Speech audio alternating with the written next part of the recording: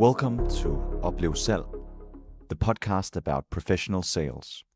In today's episode, we are exploring holistic selling, a new paradigm in B2B markets that's introduced in the Journal of Marketing by Kalwey and colleagues.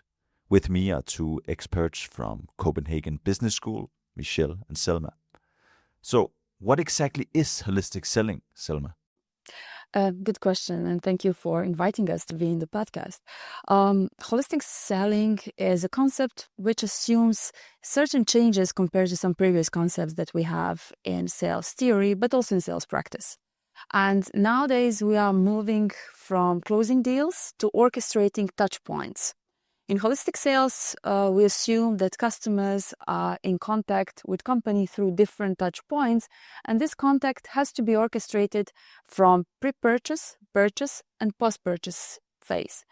You can also question now what is really the role of salesperson in orchestrating these touch points. So salesperson has to make sure that customer has enough of information, knowledge, skills, and abilities to make better decision.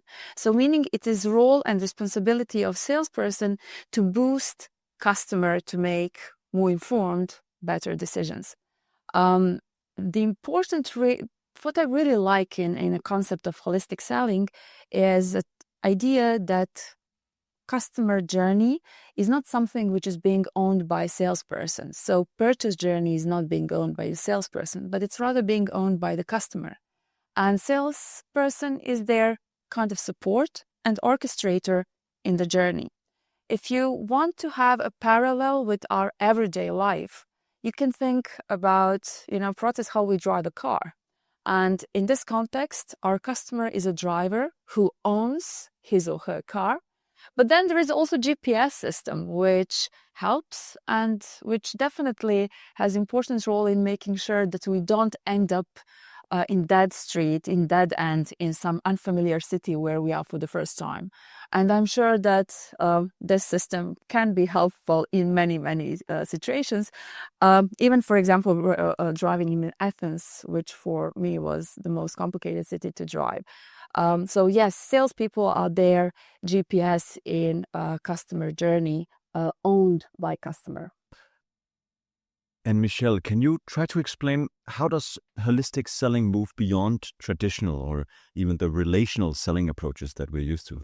Yeah, sure. A great question, right? So because that is the important thing here is what is holistic selling and indeed how does it differ from all these things that we already know, right? So as a practice, I think it's already out there for a long time, right? So salespeople are already doing it to some extent. But what we see is that people talk about it in different ways, right? So often when we talk about professional selling, it's about order taking, making sure that you get the customer, that you make the deal, that they become a customer. And then after that, of course, you can do some relational selling, right? Which is really about managing the account, keeping them in, making sure that it is a profitable account. And if not, you may decide to end the account or do something else, right? And then more recently, we also have this concept called digital selling. And that is like really extending the sales environment, the sales activities by incorporating these digital means. So what we see is that holistic selling takes that all into account, but also then adds something to that, right? So what Selma already pointed out here is that really is about the orchestration, right? To make sure that you boost the customer's decision-making process, that they are able to make the most informed decision possible, right? So, and that really goes beyond things like nudging people, nudging customers, because that would be more trying to influence them, guide them in a certain direction. Here it would be really being about like on acting as a partner on the same level, making that informed decision. So in that sense, the GPS example is very nice as an analogy to explain the role of the salesperson and how that salesperson orchestrates that environment. And if I may add, what I really like here is to make sure to be aware that digital selling is not something which is dead and what we believe is going to end its life. So nowadays we kind of assume, based on the Gartner research, that around 80% of interactions between salespeople and customers are digital interactions. So digital selling evolved into holistic sales.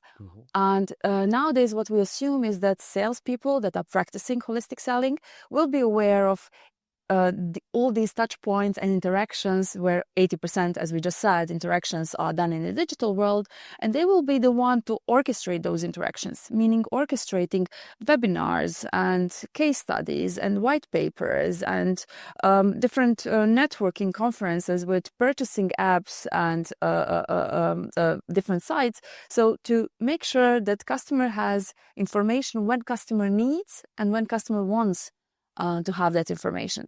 And there is one very important thing here. Holistic sales does not really assume that salesperson has answers on all possible questions. We cannot expect that.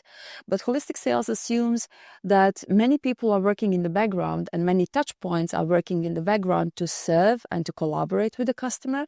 But salesperson is some kind of spider in a web who knows where to go for answers when these answers are needed to customer. Yeah. Very interesting. And Michel, could you try to take us through what orchestration elements play a role for salespeople and what are perhaps the most important or transformative? Yeah, great question. Because the orchestration element is really the focus of holistic selling, right? So it's really about the salesperson acting as an orchestrator in this like web or network or ecosystem. And what is very important there are several elements, right? The first one is that you now have the situation where the salesperson is not only acting on behalf of the organization, the supplier organization, their company, to make sure that they become profitable, but they also have an interest in making sure that the customer succeeds, right? So there's new research on customer success management really tapping into that.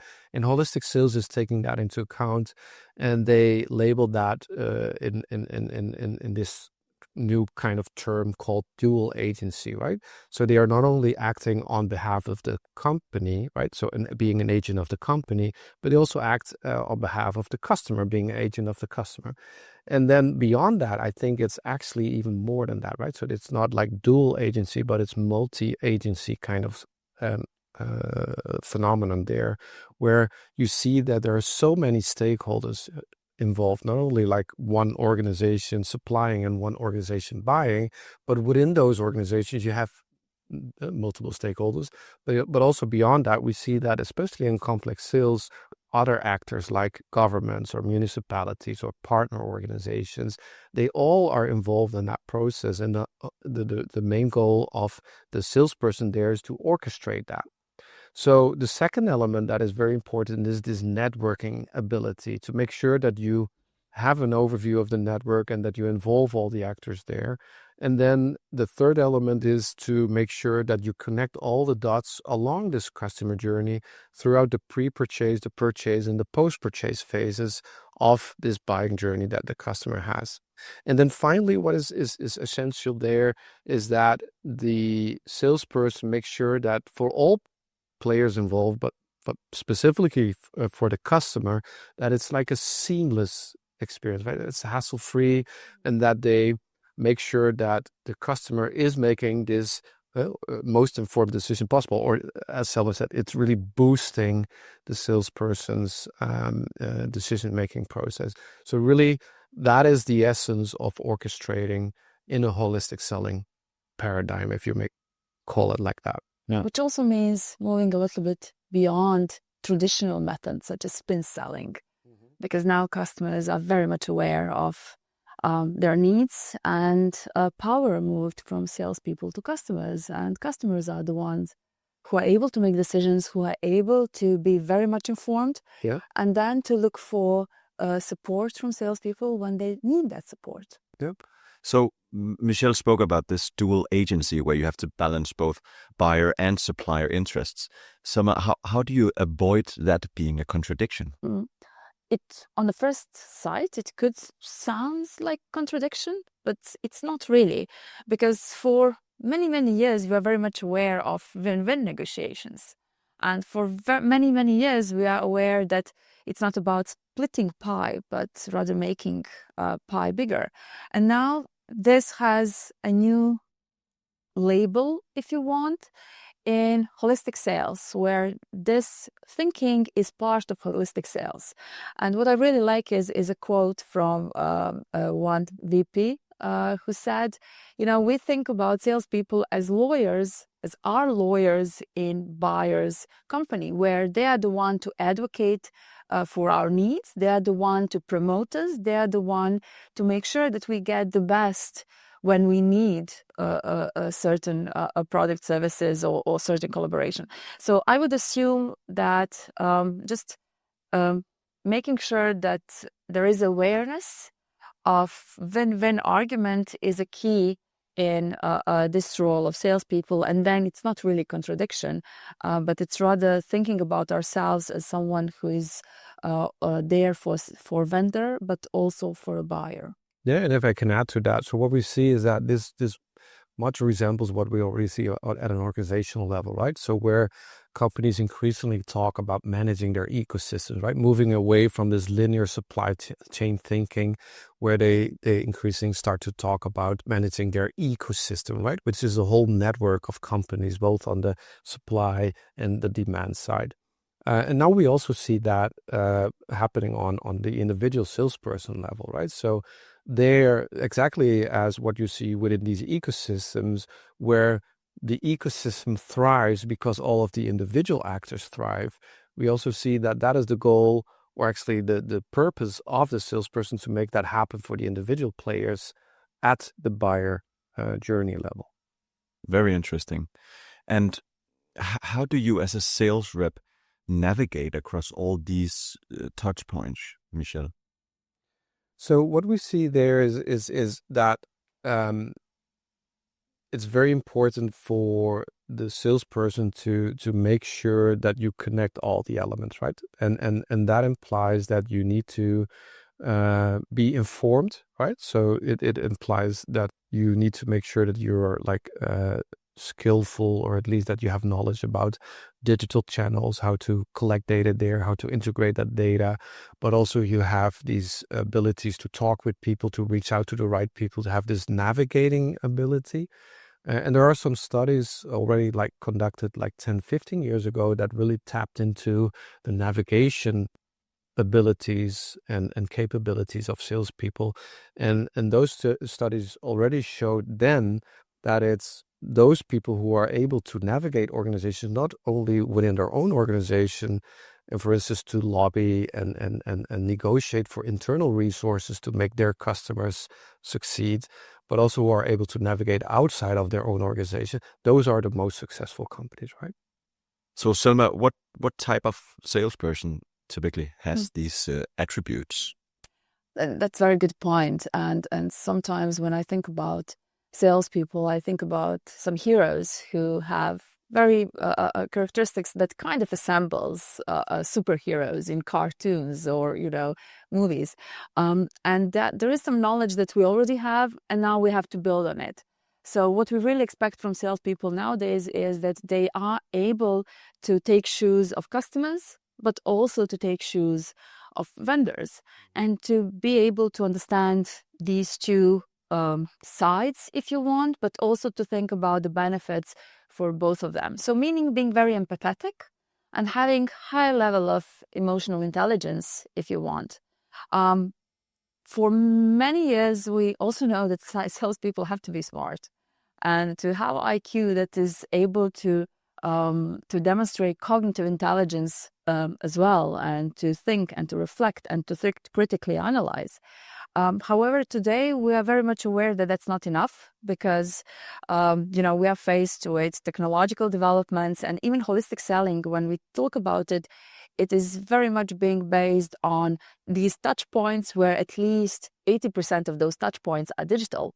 So meaning that we really need salespeople who are technologically savvy, who are digitally savvy, and who are able to understand data, who are able to understand analytics.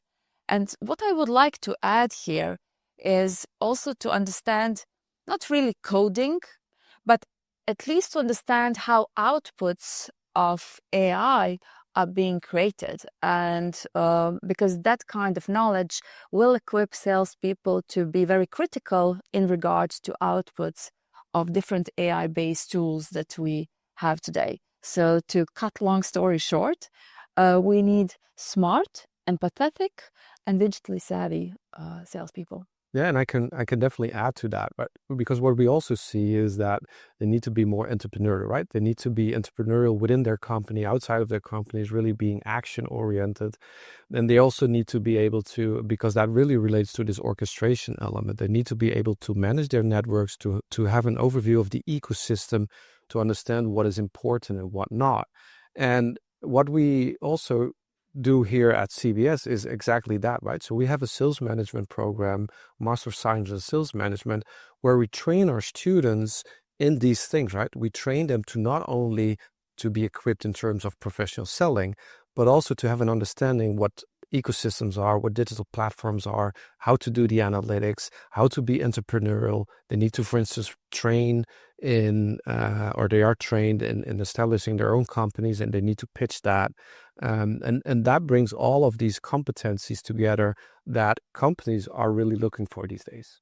And how do you, as a company, adapt your recruitment strategy to get this type of salesperson? Yeah, so that's what you see there is that companies increasingly need to understand that the type of people that they are going to recruit are not only like people oriented. They're not only able to negotiate, they're not able to really have the core sales competencies, or that they have that, but they also need to be skilled in analytical areas. But and beyond that, they need to have a more strategic overview of what it implies to actually manage organizations, to make deals and bring in like people, to involve them, to persuade them, but also to make them more successful, right? So it really goes beyond the more traditional sales roles, I would say. And this is also why we at CBS say, for instance, that being trained as a salesperson, or at least in sales management, is also your inroads to more like leadership positions within the organization, because you have exactly the same competencies, or you need the same competencies that a leader also needs. That makes sense. And Selma, it sounds quite easy to just go out, hire the smartest, the one with the highest IQ, who's also tech savvy and has high level of empathy. But how do managers avoid risks, or are there any blind spots in this strategy that you could go down? Well, of course there are blind spots, and if you ask me, at least based on talking with many companies and many professionals, overthinking is always a blind spot, because orchestration and holistic selling cannot become too bureaucratized. We cannot have too many admin and bureaucracy around that, because then our customers are going to really lose patience, because customers really appreciate to have things at the time when they need them, and they appreciate being relatively quick in feedback needed. Also, context really matters. One size doesn't really fit all. So I'm sure that orchestration would not be the best strategy, and holistic sales would not be maybe the best strategy if you are selling print ink or something which is relatively more simple product compared to some more complex products. Maybe what was really important to note at the very beginning, holistic selling is something which really corresponds to B2B context, where we are talking about very complex products, where we are talking about long sales cycles, where we are talking about enterprises that are collaborating together, and then there are many touch points between them. If we are focusing on a simple sales cycles, which are not that long, maybe different sales approach would be more appropriate for it. That makes sense. And in terms of the scientific side, or the theoretical side of holistic selling, how would you go next, or where would you go next in terms of investigating what impact it has? I can say a little bit about that. So first of all, I think that what we, from an academic perspective, need or could do is develop tools around this concept of holistic selling, right? So that implies that we need to develop tools together with practitioners, together with companies in the field to explain, but also to execute holistic selling, right? So because we are talking about this ecosystem perspective, right? So we need to make sure that people go beyond linear thinking and that they have this more system thinking approach where we also have complex relationships and all these things involved, and developing tools that help people doing that enable them in doing that is very important. And then we can develop that and we can test out whether that actually has impact. Next to that, we also would need different metrics, right? So what is holistic sales? Or what is holistic selling? When is it successful? When is it not successful? So it's not only about closing the deal, but it's about like these win-win-win situations. And it's about making sure that you boost the sales, the buying process of the customer, that the salesperson is doing that. So that implies that how are you going to measure this boosting, right? How are we going to operationalize that? And I think that there we don't have all the answers yet, and there we can really make a difference, I guess. But if I may add, we also have to be very careful with that, because what we want to have tools to measure things. So, for example, for holistic selling, I would be very much interested how much time does it take to have value, to create a value, to co-create value. So time to value would be a good measure. However, we also know from research that having many types of performance measures which are tied to quota or incentives for salespeople is hurting their well-being and causing stress, potentially creating uncertainty around the job, and then potentially causing increasing neuroticism and other negative effects. So I think that it's our role as academics to develop tools and to have valid and reliable ways how to measure, for example, holistic selling. But then also there is a responsibility of managers to find which out of these measures really fits the best to their context, and to try to avoid of introducing a measure that could be double-edged sword, measuring things on one side, but then causing harm on the other side. So one size fits all really doesn't work.